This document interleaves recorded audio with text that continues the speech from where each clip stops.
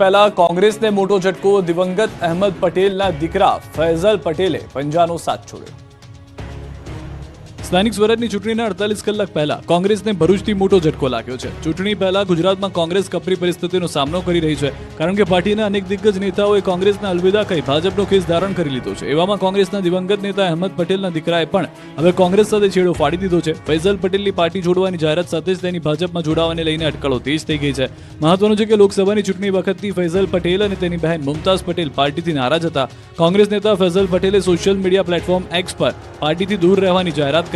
તેમણે લખ્યું કે ખૂબ જ પીડા અને વેદના સાથે મેં કોંગ્રેસ માટે કામ કરવાનું બંધ કરવાનો નિર્ણય લીધો છે.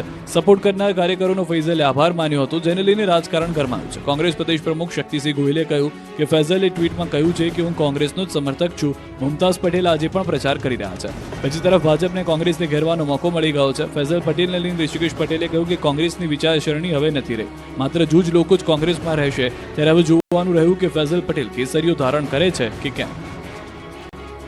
સુરત અને કચ્છમાં આગથી મચી ગઈ દોડધામ, લાખોને નુકસાનની શક્યતા.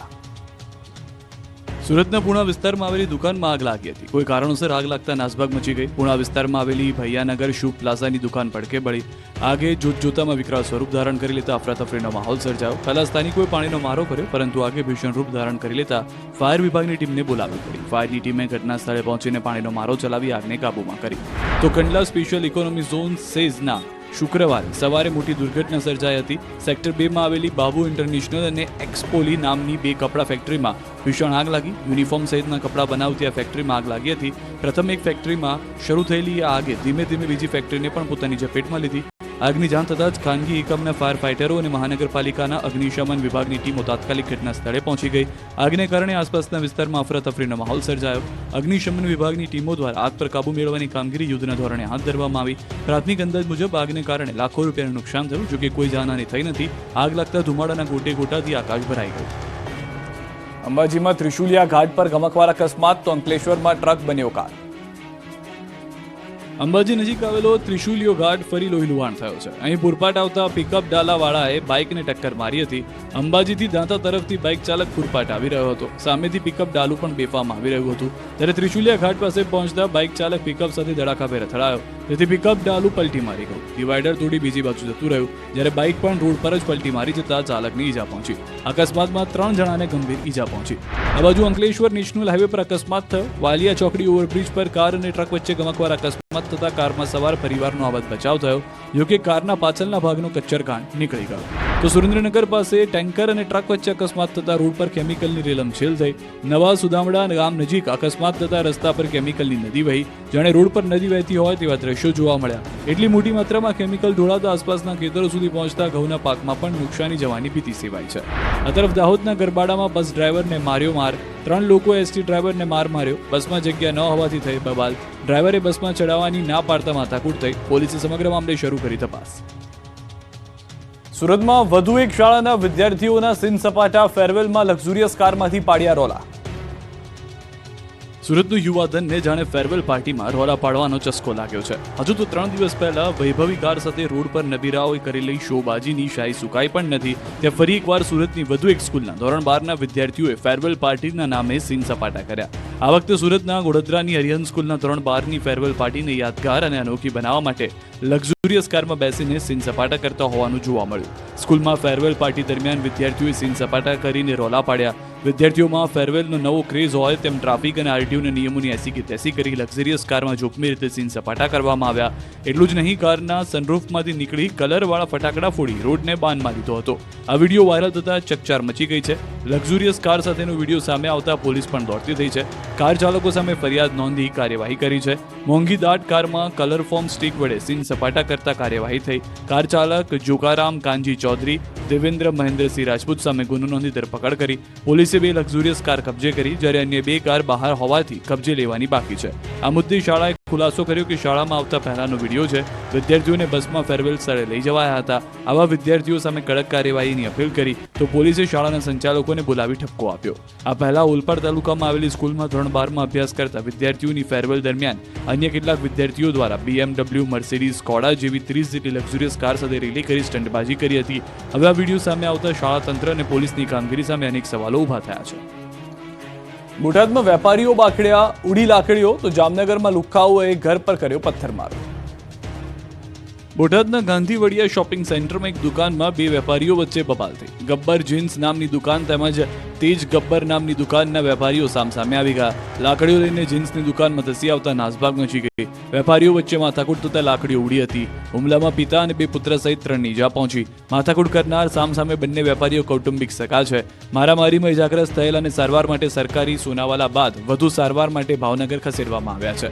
આ તરફ જામનગરના પટણીવાડમાં અસામાજિક તત્વોનો આતંક જોવા મળ્યો. એક ઘરમાં પથ્થરમારો કરીને આગ લગાવી હતી, જેથી આ વિસ્તારમાં અફરાતફરી મચી ગઈ હતી. લોકો ડરી ગયા હતા. અંગત અદાવતમાં પથ્થરમારો કર્યો હોવાની આશંકા છે. પોલીસે સીસીટીવી ફૂટેજના આધારે કાર્યવાહી હાથ ધરી.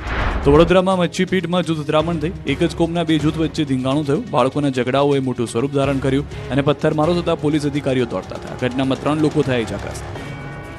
નોકરી પર પરત બોલાવતા મહિલાએ કોન્ટ્રાક્ટરને માર્યો ફડાકો. આ થપ્પડની ગુંજનું કારણ છે નોકરી પર પરત બોલાવવાનો રોષ. મહિલા અને કોન્ટ્રાક્ટર વચ્ચે બબાલના દ્રશ્યો. અમદાવાદના અહીં સીએનસીડી કોન્ટ્રાક્ટ કર્મી વચ્ચે બબાલ થઈ હતી. કોન્ટ્રાક્ટ પર કામ કરતી મહિલા સહિતના કર્મચારીઓ પગાર વધારાની માંગ સાથે હડતાલ પર ઉતર્યા છે. આમ છતાં કર્મચારીઓને બોલાવવામાં આવ્યા, જેથી કર્મચારીઓમાં રોષ ફાટી નીકળ્યો. કોન્ટ્રાક્ટર અને એક મહિલા વચ્ચે જોરદાર બબાલ થઈ ગઈ, જે દરમિયાન મહિલાનો પિત્તો જતા મહિલા કર્મચારીને લાફો ઝૂકી દીધો હતો, જેથી અહીં સન્નાટો વ્યાપી ગયો. સમગ્ર મામલો શહેર કોટડા પોલીસ સ્ટેશને પહોંચ્યો હતો. વડોદરામાં 5 સેકન્ડમાં મહાકાય મગરે શ્વાનને કોળિયો બનાવી દીધો. વડોદરામાં મહાકાય મગરે 5 સેકન્ડમાં શ્વાનનો કર્યો શિકાર. વિશ્વામિત્રી નદી કિનારે શ્વાનનો એક મહાકાય મગરે શિકાર કર્યો. શ્વાનનો મૃતદેહ નદીમાં તણાતો જઈ રહ્યો હતો ત્યારે મગરે તેનો શિકાર કર્યો, જેથી મૃતદેહના 2 ટુકડા થઈ ગયા. નદી પાસે ઉભેલા યુવાનને આ સમગ્ર ઘટનાનો વિડીયો મોબાઈલના કેમેરામાં કેદ કરવાનો મોકો મળી ગયો. વડોદરા શહેરના કાલાઘોડા પાસે આવેલા યતેશ્વર ઘાટ પાસે પસાર થતી વિશ્વામિત્રી નદીમાં શ્વાનના મૃતદેહ પર તરાપ મારીને મગરે શ્વાનને પોતાના મુખનો કોળિયો બનાવી દીધો. મગરે મૃતદેહને ફાડી ખાતો, જેથી શ્વાનનો એક ભાગ મગરના મોઢામાં હતો અને બીજો ભાગ તણાઈને આગળ જવા લાગ્યો. વડોદરા શહેરના મધ્યમાંથી પસાર થતી વિશ્વામિત્રી નદીમાં 400 થી વધુ મગરો માનવ વસ્તીની વચ્ચે વસવાટ કરે છે. જામનગરમાં ફરી દાદાએ બુલડોઝર વાળી કરી સપાટો બોલાવ્યો. જામનગરમાં ફરી એકવાર દાદાએ બુલડોઝરથી સપાટો બોલાવ્યો. શહેરના વિવિધ વિસ્તારમાં સરકારી જમીન પર ખડકેલા દબાણો પર બુલડોઝર ફેરવી દેવાયો. જામનગર મહાનગરપાલિકાએ મહાપ્રભુજીની બેઠક વિસ્તારમાં આવેલ ગેરકાયદે દુકાનો પર બુલડોઝર ફેરવ્યું. મહાનગરપાલિકાની માલિકીની ટીપી સ્કીમ નંબર 1 ના પ્લોટ નંબર 59 પર થયેલા દબાણો દૂર કરવામાં આવ્યા. આ જમીન બાગ બગીચા માટે અનામત રાખવામાં આવી, જે છેલ્લા કેટલાક સમયથી 51 થી વધુ કમર્શિયલ દુકાનોનું દબાણ થયું હતું.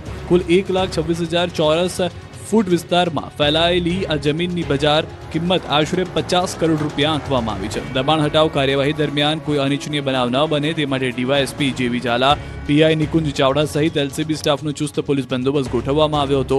આ કાર્યવાહીથી મહાનગરપાલિકાની કિંમતની જમીન મુક્ત થઈ જશે અને જેનો ઉપયોગ હવે મૂળ હેતુ મુજબ બાગ બગીચા માટે કરી શકાશે. આ પગલું શહેરમાં ગેરકાયદે દબાણો સામે મનપાની મક્કમ કાર્યવાહીનું ઉદાહરણ બન્યું છે.